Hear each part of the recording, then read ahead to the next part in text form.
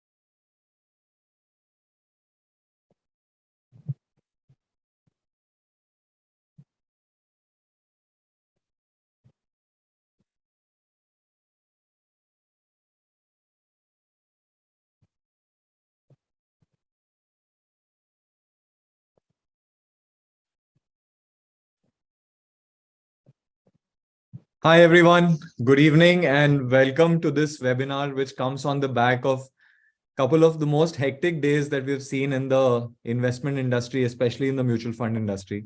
A new event, a new category of funds was created on 23rd March 2023, late in the evening, and we'll talk a little bit more about that.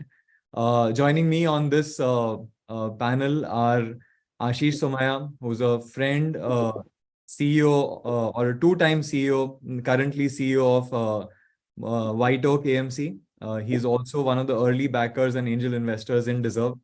I have Neil Borate, one of the foremost voices, and I must add independent voices on personal finance in India. And he's also a good friend. And also a friend and a co-founder, Vaibhav Porwal, who's spent over 20 years in the investing ecosystem and has seen probably many of such announcements that have come as a surprise.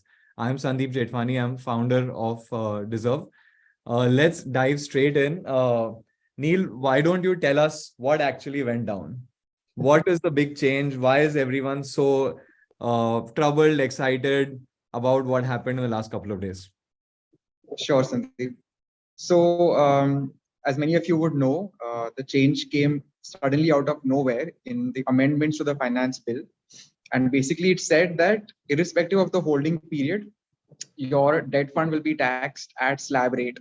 So, if you're in the 30% slab, then that's the rate you pay plus surcharge and cess. And earlier, for many years, the taxation was that if you cross a 3-year holding period, then you pay tax at 20% with indexation.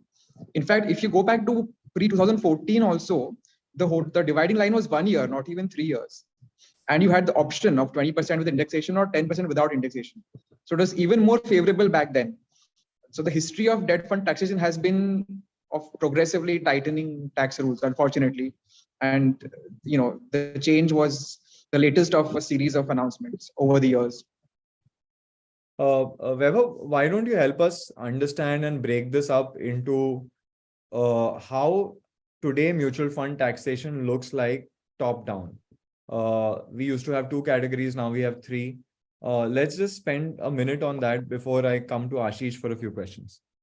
See, before these changes were announced, and obviously now the bill has also been approved. So post 31st March 2023, we'll have a completely different tax regime in mutual funds. So the current regime divides your mutual fund categories into 2 parts: debt mutual funds and equity mutual funds. Any mutual fund category with less than 65% exposure to equity is considered as debt mutual fund, whether it is categorized as hybrid fund, whether it is categorized as precious metal fund, whether it is categorized as fund of fund. There, the tax rule is if you hold it for a period of 3 years and more, you pay tax at the rate of 20% after accounting for the benefit of indexation. So effectively, the effective tax rate on these gains work out to be anywhere between 8% to 12%, depending on the rate of indexation benefit which is available. Post 31st March, there is a new category which has got introduced, which is now you will have three categories in mutual fund. Mutual funds with equity exposure between 0 to 35%. In case any scheme has domestic, and let me clarify that it also says domestic equity share exposure. So that means international equity is excluded out of this categorization. So if for the mutual fund scheme, the exposure to domestic equity is up to 35%, then they will be paying marginal rate of investors will be paying marginal rate of tax on the gains. And these gains will be classified as short-term capital gains.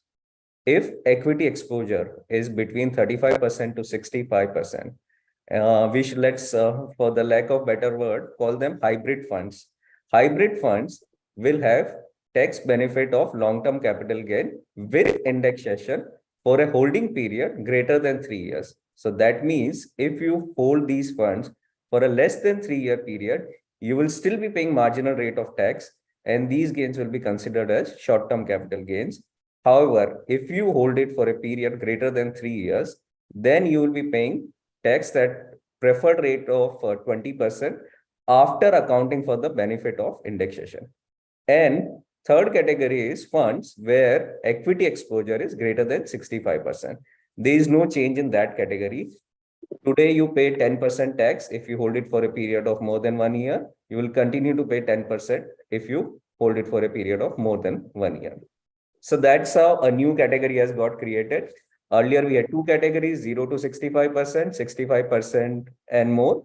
Now we have 0 to 35%, 35 to 65, 65 to 100. But one interesting modification is this categorization only considers domestic equity. It doesn't consider global equity as part of equity allocation. Yeah. So Neil, you've told us very clearly what the change happened. Vaibhav has categorized neatly into 3 buckets.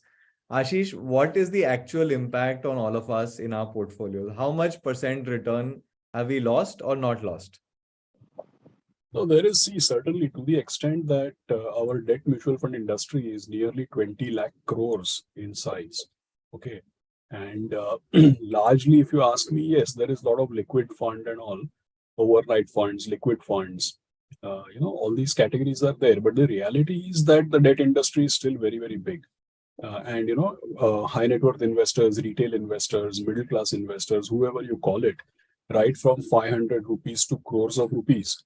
There are millions of people, there are millions of people who are investing in these debt funds. Now, the simple thing is that if you were to, before all these changes came, you make a like-to-like comparison. You put money in a bank deposit for 1 year and the bank gives you 6.5% versus putting into a mutual fund. There were 2 or 3 big differences. Look, first thing, if you put money in a bank deposit for 1 year and the rate of interest for 1 year is 6%, you can only get 6%. And on that 6%, you will pay tax. There'll be TDS plus further, you'll have to file in your returns, you'll have to pay the tax. But in a debt mutual fund, what used to happen is you may invest for 1 year, 2 years, or 3 years, but the underlying debt fund might be holding papers of 4 years, 5 years, 10 years. They might be holding even a 30-year gilt or whatever it may be, right? So one is that difference, that people were investing into mutual funds for a simple reason that you could have a higher rate of return or a higher maturity or a higher duration as compared to your actual time horizon of investment. So that gives you a little bit more return when you put in a debt fund. Second is the bank deposit, 1 year, say 6%, that entire thing was taxable. But when you went to a fund like Vaibhav has already explained, if you decided to hold on for 3 years, it would classify as long-term gain. So there is a difference. Interest is taxable, but a gain in your NAV, even it comes from interest, but the gain in NAV is treated as a capital gain, correct?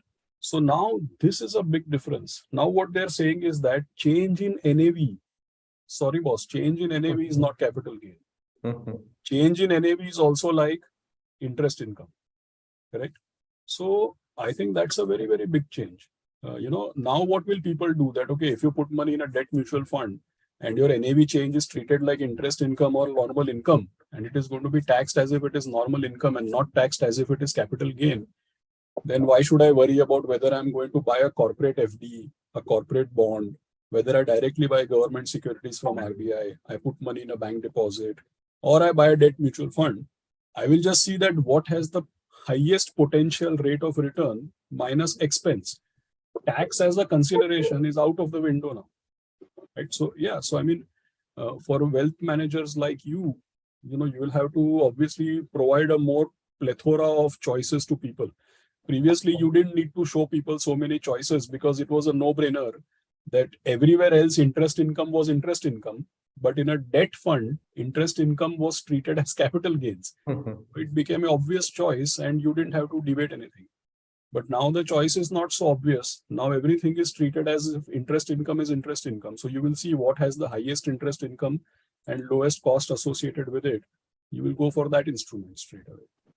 Yeah, so Ashish, I guess what you're saying is capital movements are no longer taxed as capital gains, right? And I think this is a big departure that the tax authorities are making from the earlier behavior that was. So And I'll tell you something, it is slightly punitive, and even slightly unfair. The reason being that all the return which comes in a bond fund is not just the interest earned by those bonds.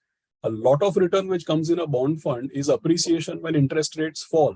Now that is genuinely capital appreciation, but what we are saying, no, it will not be treated as capital appreciation.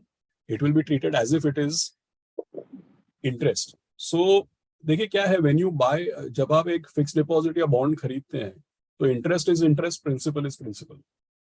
In a mutual fund, what they've done, every gain is interest. Any gain you get, you're holding a fund has NAV. NAV appreciation can come from interest. NAV appreciation can come because interest rates fell and the bonds appreciated. No, all that doesn't matter. Everything is gain. You have to pay tax on everything. Everything is treated like interest income. You pay tax on everything. It's a good reminder that death and taxes are certain. But Vaibhav, one of the things I want to discuss with you, and we were chatting about this earlier today, is what is the quantum of money which is getting impacted by this change, right? Yeah. If at the very highest level you can break it down, and then I want to talk to Neil about how investors will behave in the next few months, especially all of us individual investors. How should we think about or what are the inherent reactions we'll have? But let me start with you on what is the quantum of money that is impacted by this change? See, Sandeep, the current stock of debt mutual funds, including liquid funds, is 14 lakh crores. So for a moment, let's exclude liquid funds and overnight funds from this 14 lakh crore numbers. We are left with 8 lakh crores. We are excluding them because anyway, these were being held by short term. For short term. Everyone was thinking of it as a liquidity parking. So you were not holding it for 3 years. Wahan koi change nahi hai. Absolutely, yeah. So now you're left with 8 lakh crores of debt mutual fund corpus. Let's divide it further between institutional ownership of this 8 lakh crores and individual ownership of 8 lakh crores. Institutions, which would include large corporates, large insurance companies, banks, and so on, hold 57% of this 8 lakh crores, so which is approximately 4.5 lakh crores. So what you're left with is 3.5 lakh crores. And that's the number that we are talking about. Obviously, there'll be a further split between high net worth individuals and smaller investors. And that split obviously we can apply Pareto principle there and say 20% belongs to the larger number of investors and 80% is held by the high net worth individuals. So what we are talking about is gains on 3.5 lakh crores, which is the current stock, which is protected. Yeah, that's important actually. Yeah. And that's one thing we want to clarify, that all of these changes are on the new investments that we make from 1st April onwards, right? Which essentially means that this 3.5 lakh crores that Vaibhav is talking about, there is no exposure on that. There's no greater tax on that. The greater tax will apply on all the new money that could go into these long-term debt mutual funds, Now, Vaibhav, on that, what is the data point? Is money going into long-term debt mutual funds? So there is the stock. Interestingly, when I looked at the data, last 3 years, debt mutual funds have lost AUM. So the amount is as high as 1,50,000 crores. But there is a story here. In the same time, market linked debenture market size went up from 15,000 crores to 1 lakh crores. So most of the money moved away from debt mutual funds towards market linked debentures. It was a function of two things. Interest rate environment was extremely benign, and high net worth individuals were able to invest money in market linked debentures, and they needed to hold these investments only for a period of 1 year to claim long term capital gain. Now government has plugged that also. So obviously the scenario can change significantly. In a normal case, when we look at the household saving in India, totally they generate around 25 lakh crores every year, out of which only 2 lakh crores go into mutual funds. Out of that 2 lakh crores, bulk of the money gets invested in equity mutual funds. So what we are talking about is 25 to 30,000 crore rupees of annual flows and some maturities which will get reinvested out of this 3.5 lakh crores. So these are the two numbers that we are talking about.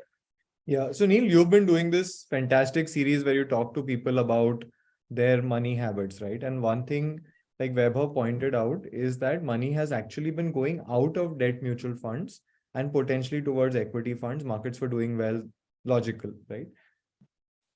Were you expecting more money to start flowing into debt mutual funds now?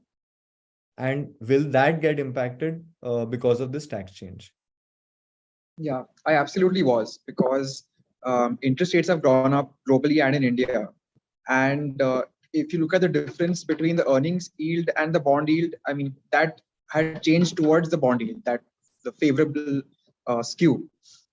But now this new change has upset that whole expectation. And to answer your earlier question, so where will people put money now? So what are the solutions?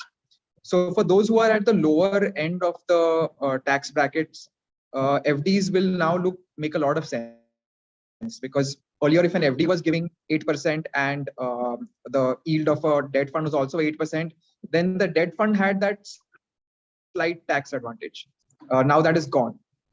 For other people, there is direct bonds. So if you directly buy a bond and then sell it, that is still treated as capital gains, and the tax on that is at just 10%. So those who are willing to take the risk will definitely go into direct bonds to some extent. Then for those who want to move into equity to some extent, 35% is not a huge share of one's asset allocation. So if earlier you were putting 65% through a separate equity fund and 35% through a debt fund, now you can just do it through a hybrid fund and get the tax benefit on both parts of your corpus. So that will be another option. And then NPS tier 2 looks interesting, because in NPS, tier 2 withdrawal is allowed at any point of time, investment at any point of time, just like mutual funds.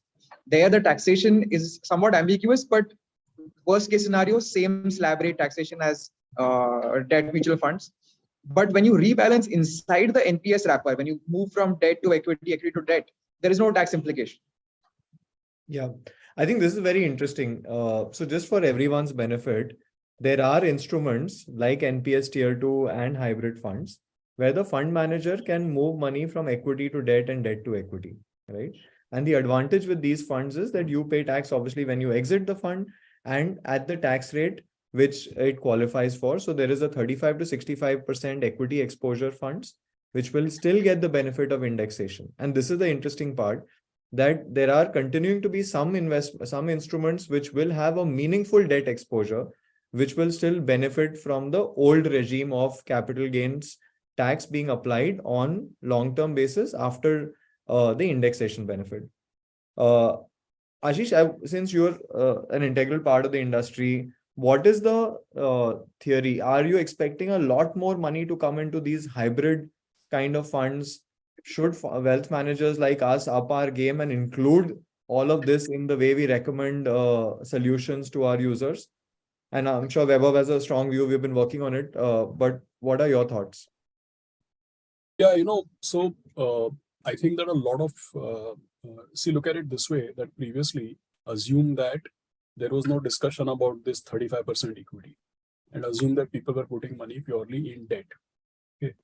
Now, if you are putting money in debt, it's not as if you could just get out in 6 months or 1 year. For it to qualify as long-term gain, it had for 3 years, correct? Now, if you're anyway going to hold it for 3 years, then we all know how the risk return dynamic plays out. If you're anyway going to hold it for 3 years, then you will not mind having some equity in the portfolio. And plus, you know that, 35% equity means what people will do. Some will say that, okay, 35% equity is tolerable. But some will say that, yeah, I will hold 36% equity and I will hold 15% of arbitrage and bring it down to 20 or 15 or whatever level that you are comfortable with. I can hold 36% long equity and I can hold a countervailing 20% short position also, right? So yes, because of tax efficiency, some people will go for hybrid funds. And hybrid funds, the reality is that in most circumstances, hybrid funds do end up giving a couple of percentage points more than debt. It does cut both ways. Yes, you get the timing wrong. It can give you capital depreciation also, no doubt about it. But if people are willing to hold for more than 3 years, and even Neil mentioned that by doing that, some of your debt also will become actually, like some 60% of your debt itself will get into a concessional tax just because you're holding some amount of equity. So I do believe hybrid funds will be preferred. The second important thing is that, you just go for, like I said earlier, when it comes to high net worth investors, they can go for real estate debt. Some people will go for real estate investment trust. Some people will go for infrastructure investment trust. Like I said earlier, people will look at the highest possible headline return and the least possible expense and then make their choices. So yeah, see, previously debt mutual fund was no brainer. Now it just opens the playground and you'll have to do a lot more consideration. One thing, Aashish, that we have been thinking about is that how do we continue to deliver the same level of return, but not violate or increase risk in a way that it becomes. So when we move to individual bonds, you are currently from having a basket of bonds exposure that you're taking through a mutual fund, you're now coming into a situation where you're relying or putting all your bets into one company's one particular bond, right? And to that, Vaibhav, how will portfolio construction change after 1st of April on a overall basis? And for me, if you can cover what you are doing on the mutual fund side and how your evaluation of hybrid fund comes into play, and also how do you think of bond baskets? And secondly, then I'll come to what happens before the 1st of April. Sure. So before 31st March, since there is this window of 7 days in which you can still continue to benefit from the old tax regime, it's ideal to park some of your surplus fixed income money into debt mutual funds and get this benefit of capital gain. As Aashish explained, your capital gains will get converted into interest income post 31st March. Still, there's still 7-day window in which you can invest that money and continue to get the benefit of capital gains. Now to the other point, and Aashish, I'll just pause there. Sorry to interject. This is important because we still have, and I think actually it's 3 working days because we have Monday, Tuesday, Wednesday to allocate money into fixed income funds. Thursday is a holiday. Friday, banks have a challenge because it's the last working day of the year, and typically banking transactions are hard to do on that particular day. So it's really 3 days to create a meaningful debt mutual fund portfolio. The important point of caution is asset allocation should be the guide. We should not rush into doing this just because it's a short-term opportunity. At the highest level, the returns come from asset allocation, not by short-term timing like these. But if you have money that you wanted to allocate to debt mutual funds, the next 3 days are crucial: Monday, Tuesday, Wednesday. Sorry to interject, Vaibhav. No, absolutely. There's a good clarification. And Aashish explained it brilliantly that this 3-year window may not be applicable to all investors. So for those investors, wealth managers like us are working on creating basket of bonds where they have flexibility of exiting without any significant tax incidents. Mutual funds also, in my view, at some point will have to start operating like the way term deposits work with banks. I remember earlier mutual funds used to have short duration fixed maturity plans. So a proxy of that can possibly get introduced again, where investors who are looking to invest money for a short period of time and are looking to diversify their portfolio across different bonds or underlying instruments, that can become an interesting option. On hybrid mutual fund, obviously, given the tax advantage, it makes sense. But within the hybrid mutual funds also, you have to be mindful that you diversify your allocation across different style of fund managers, different allocation to fixed income portfolio, and have an active oversight on that. So in case there are any changes which are required, at some level, you'll have to disregard the tax implications and make the right changes in the portfolio. So the way we are thinking about this is create a portfolio of securities which align with your investment requirements across hybrid funds, quasi-term deposit kind of mutual fund structure, and look at individual bond opportunities through a basket of bond approach instead of considering individual bonds. That's helpful, Vaibhav. We've covered two parts. The first being what is the immediate impact on my portfolio? Secondly, what do I need to do before and after 1st of April?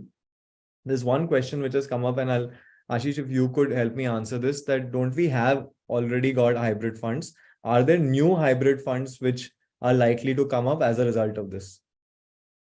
I think I don't expect too many new hybrid funds to come, but sometimes what happens is that our industry, in that sense, on a lighter note, our industry is known to, notorious for having too many products, and sometimes some products find favor, some don't find favor. So I think in our industry there are, conservative hybrid funds, something called equity savings funds, which have less equity. All these products are there already in the industry. It's just that nobody was paying much attention to, having a conservative hybrid fund. So people would think that, okay, let me put debt money into a debt fund and put equity money into equity fund. Why should I buy a fund which is 80% debt and, say 60% debt, 40% equity? Then that 40% equity is converted into short position and 20% equity, all those kinds of complications, right? So there are some of these funds do exist. I think that, they'll just have to be dusted and brought down from some old shelf and refurbished. That's on a lighter note. But yeah, I mean, we do have some of these categories of funds. It's just that they'll have to be made suitable for the tax environment. Yeah, I want to actually now, switch to one important part is what are the non-obvious implications of this, right? We understand what is the impact on my portfolio, what do I need to do? But there are some non-obvious implications. If money does not go into debt funds, are there certain types of companies which get impacted? Is raising debt for government harder, easier, all of that? So maybe Neil, why don't you take a stab at that and then I'll throw it back to Aashish. Yeah. So one possible scenario, and a very dangerous one, is that after 1st April, you only have redemptions in debt funds, virtually no inflows, which forces them to keep selling bonds to meet those redemptions. And if some of those bonds are illiquid, then suddenly you find NAV drops, which causes even more panic. Essentially a repeat of what happened in 2018, ILFS, and also 2020 with Franklin. That's a scenario that should not happen ideally, because today's mutual fund industry is a lot more risk averse. The kind of bonds they hold are of much better qualities. But there is a small chance that some of that could happen. Interesting. There are some very, very interesting questions coming on these second order effects. I'll take them right after we talk to Aashish. Aashish, what's your take on this? Like, what are the big things that we are missing here? Yeah, so, it may not directly be of interest to investors, but, of course, there are many investors who observe the market or who are slightly academically oriented. So from their perspective or just for their understanding, I can say that, look, for many, many years, for decades, actually, we were a bank-based economy, right? I mean, if you see 20 years back, 25 years back, any corporate, any NBFC, anybody wanted to borrow money, they'll go to a bank, right? Where will they go? They'll go to a bank. If you see, when I was in college, we used to study all these economics and finance. They used to say that even for government of India, that statutory liquidity ratio, the amount of money that banks need to hold in bonds, it was some 30% and 35% and all. So even banks' capacity to lend, a lot of it was earmarked for the government to borrow, correct? So we have actually, over the last 2 to 3 decades, we came from a system where everybody used to put money in the bank and bank used to fulfill everybody's requirement for credit. That is the kind of economy we had 25, 30 years back. And then the government took a lot of pains to develop, a capital market for debt. Previously, there was no capital market for debt. It was only banks. Right? Then the government took a lot of pains to develop a capital market for debt. For that, all these animals like mutual funds, private sector insurance, and pension funds, and all those things were created. Now, if you say that, okay, everything is on even keel. In case of mutual funds, it's not even keel, by the way. I explained that, even if capital gains is being converted to income, it's actually punitive. It's ulta matlab. Everybody's thinking that it's come on a level playing field. I am saying there's no level playing field. It's being made punitive to be in mutual funds, right? Yeah. So you are actually shifting back to a bank-based construct, right? You're forcing, I'm not saying banks should not be prominent. Banks are the most important financial institution. The point is that there was a healthy mix of banking versus capital market-based economy. Now we are giving a hard dent or a hard knock to the capital market-based economy and again pushing the equation back towards the banks. And banks have a different risk-return profile. See, banks the pura risk is on the bank's balance sheet.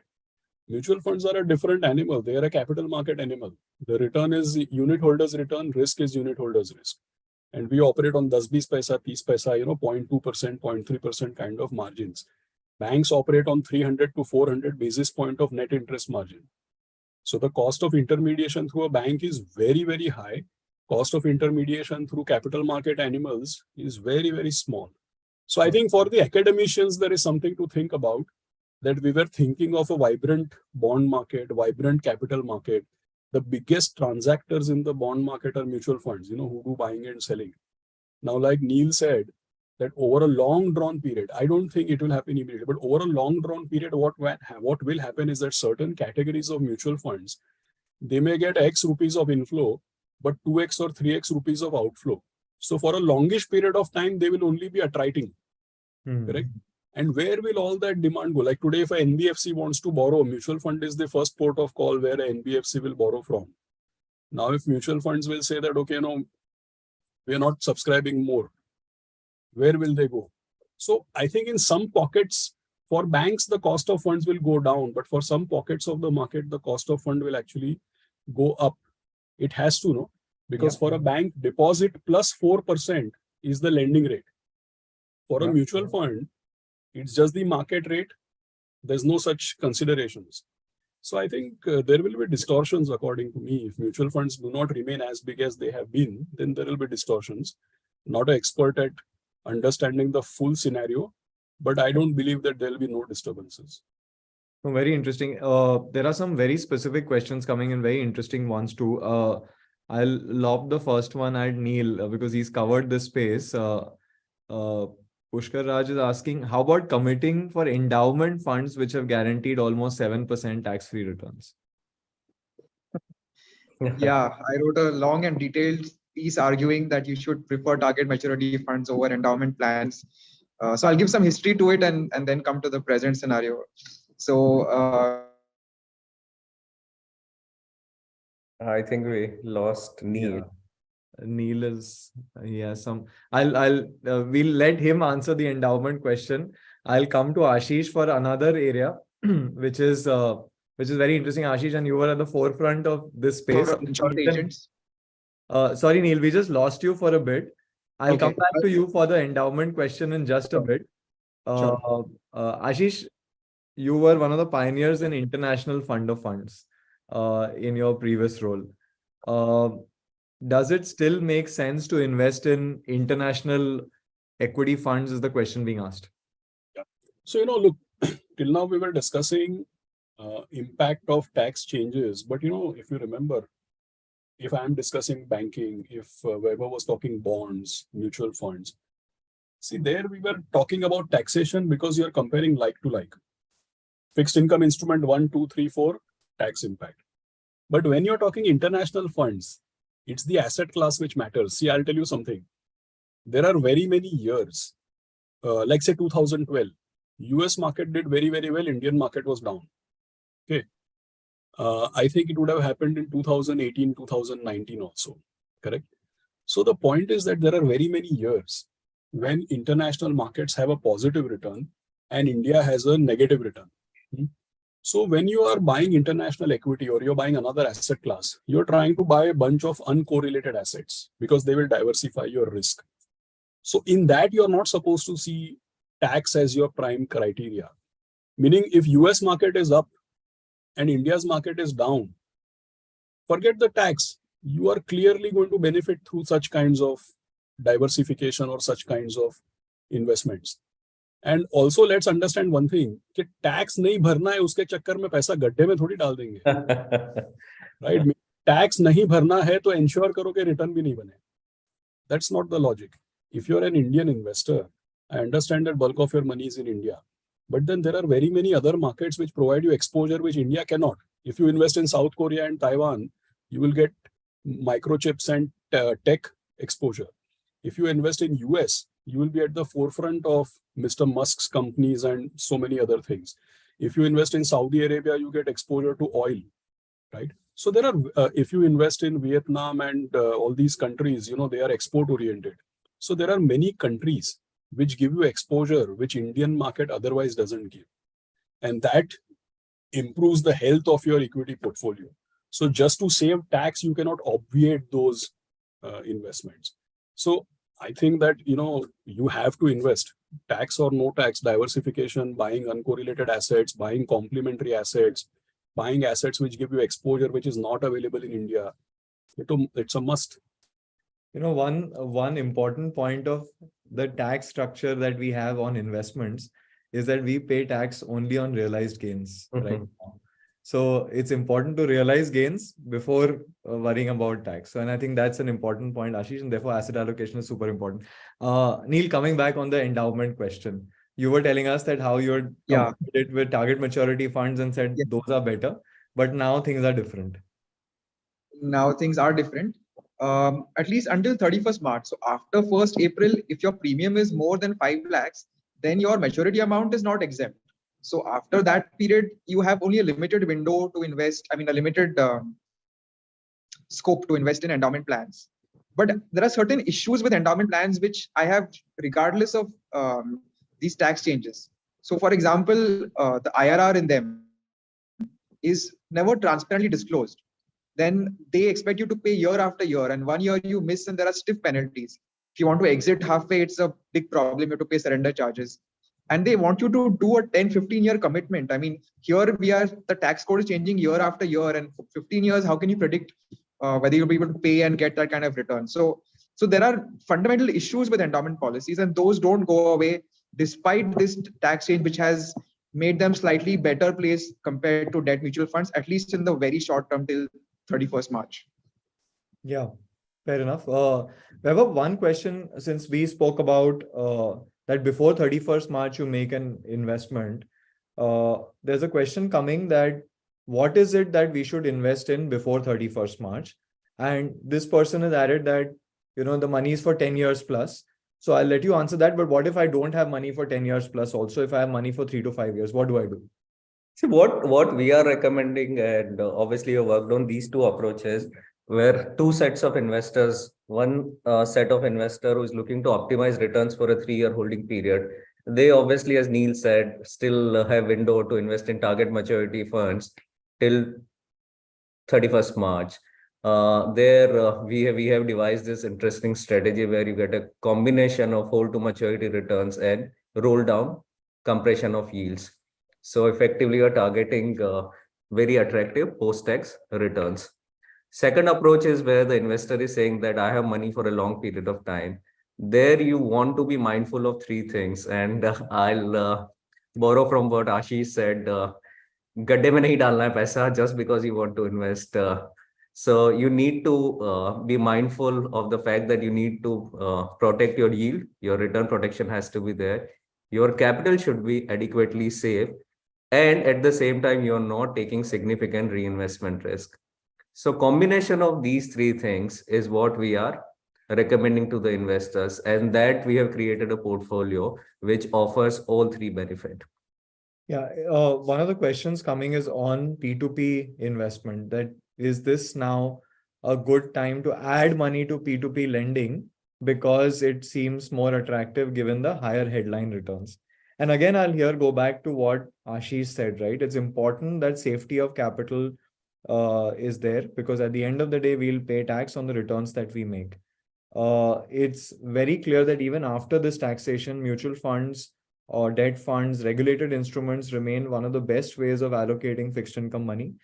If you may want to allocate a small portion of your capital to ideas like P2P investing, but we should know that these are definitely much higher risk and they come with a risk of default. The good thing is we may not have seen significant default in this category so far, but it's something to be cautious about, and therefore controlling your allocation to these strategies will be very, very important. Absolutely. I'll also add one more point here, sure. and adding to what Ashish had said earlier, that India is a bank-led economy.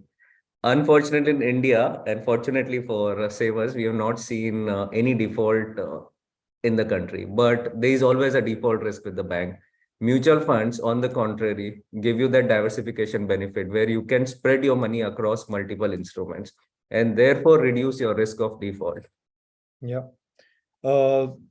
Neil, there is this, again, collateral impact of this is on gold funds, right?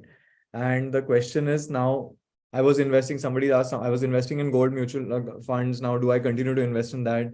Are there better ways of taking exposure to gold? What do you think about it? Yeah. So clearly now gold mutual funds and gold ETFs have been put at a disadvantage compared to the two alternatives that are there. So one is sovereign gold bonds. If you hold those to maturity 8-year period, the entire return is fully tax-free. The other is physical gold. Now earlier physical gold was on par with mutual funds that less than 3 years slab rate, more than 3 years, 20% with indexation. That regime still remains for physical gold. But here now you have slab rate regardless of your holding period. So this, again, there's a slight skew towards physical gold, unfortunately. Yeah, that makes a lot of sense. Srijan is asking that I'm already investing through Dezerv. Where is the fixed income portfolio? Srijan, you should expect something in the next couple of hours, a release from us on your WhatsApp. So please check that out. One of the questions that I have is that what happens to arbitrage funds? Okay. Suddenly arbitrage funds look really attractive. I'll explain. Arbitrage funds give debt-like returns, but have equity taxation, even in the new regime. Will it cause flows to come into arbitrage funds, which will neutralize the spread and make sure that they're no longer as attractive? Ashish, you've seen these cycles many times. What do you feel about this category? See, I think there is first thing to keep in mind is that arbitrage funds,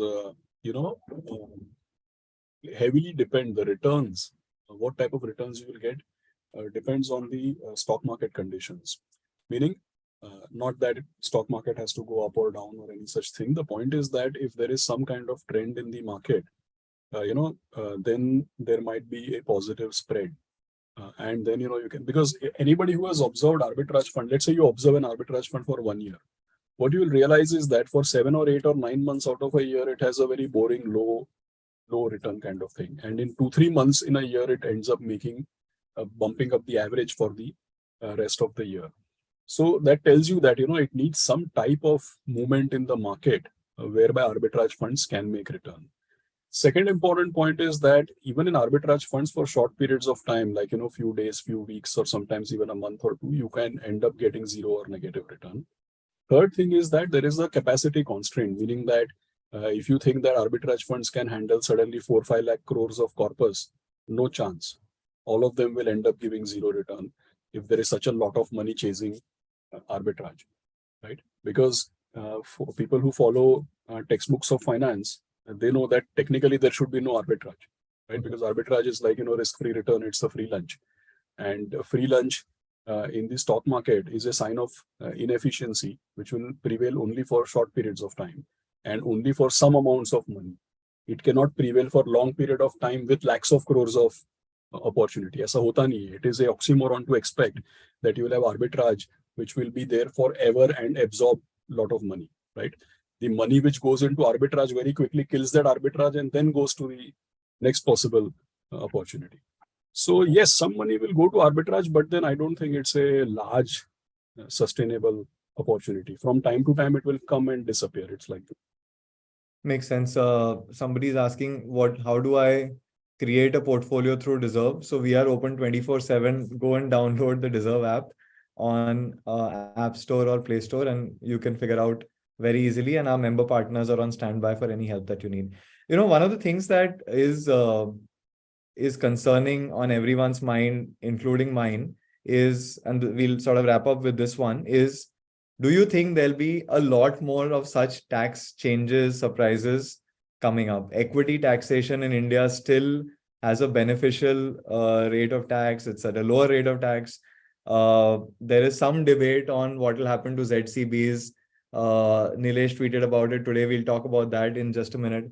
I'll let this be open and I invite all three of you to share your views on this potentially controversial topic. Neil, why don't you go first? Like I said, you can afford to take an independent view. Sorry, Sandeep, could you repeat the question once? What are the other tax changes that can come in like these? And one big question on everyone's mind is whether there'll be a change in equity taxation or equity mutual fund taxation. Yeah. So that in fact was the prevailing theory before the budget, that there will be some sort of hike in equity taxation. And the prevailing theory is that didn't happen because of Adani. That's anybody's guess. So it could happen in the future because the broad government strategy seems to be that you tax all assets the same. And if that has to be done, then equity also has to come on par with debt. So, but we don't know. I mean, this budget is done. This year is done. What happens next year is, anybody's guess. It's an election year. So I don't think they'll be too adventurous in that year. Makes sense. Aashish, your take? So I'll put it this way that, you can more or less assume there are no sacred cows.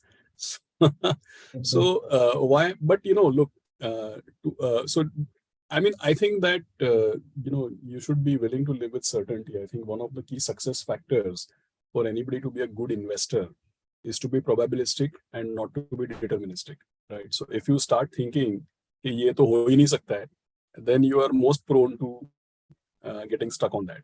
So I don't think कि ऐसा कहीं भी आप ऐसा नहीं बोल सकते कि अरे ये तो हो ही नहीं सकता है. तो हर चीज का कुछ ना कुछ probability तो है. There's no doubt about it, right? So, and the second important thing is that I don't think that any industry can function just because they have tax benefits, correct? So the point is like this, that if you can invest in equity, Vaibhav can invest in equity, I can invest in equity, our mutual fund managers can invest in equity, you can buy index funds. The point is that you have to basically do better than the index, correct? So what I'm saying is that tax advantages do help because, we are an emerging market or a developing country for a reason. If all these tax advantages were not there, then people would still be sitting in post offices and, public sector banks. So definitely a lot of progress has happened because of capital market development has happened because of tax advantages. Second point, I am not a subscriber, above my pay grade, but I am not a subscriber who thinks that to this theory that all asset classes should be taxed equally, because it is quite silly to think like that. The simple reason being that you need venture capital, you need private equity, you need equity as risk capital, correct? So people who take risk and who have the potential of losing all their money, then they need to be given some impetus or some motivation to go there. Otherwise, if everybody is going to get 8%, then why are we in the stock market at all, correct? So I think that, see, they've been saying so they can make some such experiment. If they make some such experiment, they'll have to go back and rectify it. You remember in 2019, they put some kind of taxation which made India adverse market for foreigners. In 3 months, they had to roll it back because they realized that, okay, we've gone in the wrong direction. So good part about government is that they will listen also. Like I gave you this example, I'm sorry not to repeat and labor the point. I gave you this example that they've gone too far because in debt funds, all the return doesn't come from interest. A lot of return comes from capital gain. So how can you convert capital gain into income, right? So that is a wrong thing that has happened now. I mean, I'm not saying they should go and rectify it, but I'm saying that sometimes when you do something, it has the wrong impact, and then they might have to rectify it. So if they start taxing equity, the point I'm getting at is that if you start taxing equity as if it is a fixed deposit, so can they do it? Answer is yes. Nothing stops anybody from doing it. Will it work? Will it hurt capital markets? Will it hurt capital formation? Will it hurt availability of risk capital to entrepreneurs? Obviously, it will hurt. And then somebody will have to go back and rectify it. So I think these are, we've been through many, many things over the years. Things change. And I think we should be open to all possibilities, and we should plan our investments accordingly.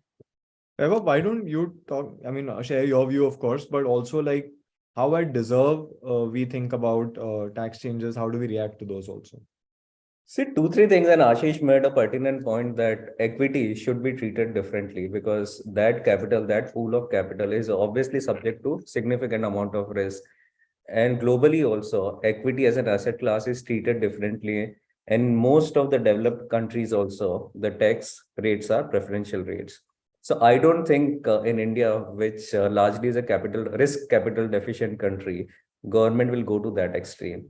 So that is my personal view. Till the time we reach a stage where we have significant amount of risk capital which is available, I don't think they will go to that extreme. They may rationalize the rates, maybe bring down the overall rate of tax for individuals, how they've been able to do it for corporates, where the rate of taxation has come down from 36, 37 to 25.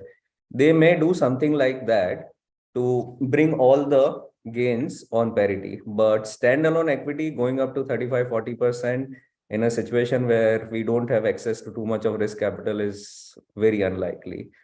The way we honestly, and when we are planning and our portfolio construction, that time we are mindful of the expenses, but that doesn't drive our decision making.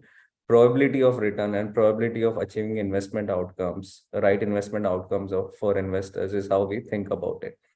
Tax is something that I can't control. Yeah, I can't plan for it. So I can create a portfolio which gives you the desired results. After that, if government policy changes are there, everyone is equally impacted by that, and there is no escape from that. But given where we are, I strongly believe, and the way global markets are structured, very unlikely that equity will start getting taxed at a higher rate of tax. Yeah, I guess in summary, and Pooja has asked this question, the current portfolio at Dezerv is protected from any changes of tax, because anyway we're grandfathered. You invest before 31st March, there is no change. After 1st of April, the portfolio evolves to accommodate this tax change. But like Vaibhav said, keeping in mind the risk return profile. As moderator, I have the prerogative of sitting out the question on what tax changes will come. This has been a very, very exciting webinar. It will be available on YouTube for you to share with your friends. I got a lot of clarity. Thanks, Aashish, Neil, and Vaibhav. Privilege and real pleasure to moderate you guys on this one. And thank you everyone who joined on a Saturday evening for what we believe is a very important conversation. Thanks again.